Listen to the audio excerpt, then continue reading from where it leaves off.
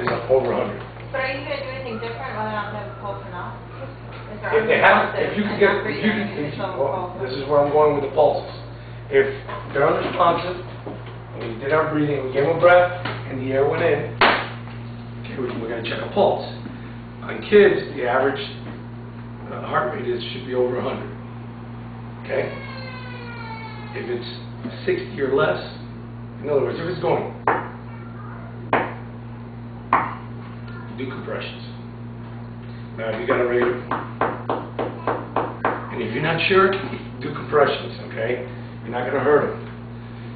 The reason for that is because that means that they're probably on the way out if their heart rate's slowing down. Because what happens to the heart, when you don't have oxygen, it starts slowing down.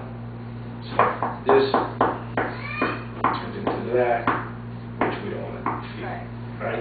So if that's the case, and when you have doubts and they're unresponsive, they're not breathing, do compressions, because chances are their heart stopped. Unless we're going to do that now. For the infants, guys, go to the nipple line. And you can, I think on my mannequins you can feel nipples. Yes. Right here.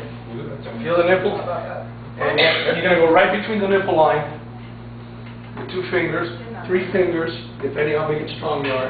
And you're doing it on an adult, but it's going to be on the kid. And you're going to do compressions. Keep in mind, please keep in mind, that if you're doing this, your child is not doing well. Okay? So, I don't want to see, you don't want to see, my point is that you don't want to see this. Because guess what this is doing? Not a thing. Okay? In this case, we're doing something like this. Give him a breath. You're not going to break his rib? He's dead. He's on the way out. Doesn't matter. And the numbers to remember for that, if you by yourself, is 30. 30 compressions. Per breath? For every 2 breaths. Okay, because this is what we're trying to do. Keep in mind what we're trying to do. Now, I'm not getting without getting technical. We're trying to put oxygen into the body, and now I need to get it to circulate to the heart and brain. Right? 5 compressions isn't enough to circulate.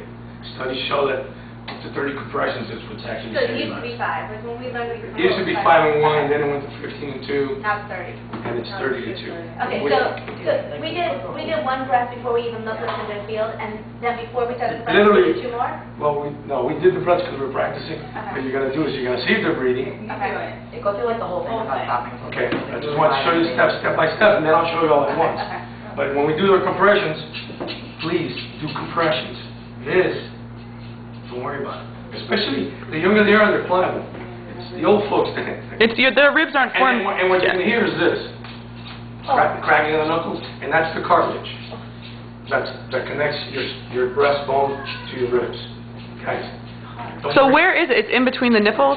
That's the. Right on the breastbone, in between the nipple line. Okay. Okay. So where are you doing it? Right here in the middle? Right where the nipple is, right in the center of the chest for the infant. Oh. With 2 fingers. I'm not going to sit here and go, an infant. It's just about the breast. Doggy, try it. The test question-wise, it's the finger width below, but the smaller the baby is, I'd rather you stay at the nipple line, because if you go too low, you're going to press down on the stomach, and their organs and everything are very tight in there because the body's still growing. So you're better off just go straight to the nipple line, do compressions. So.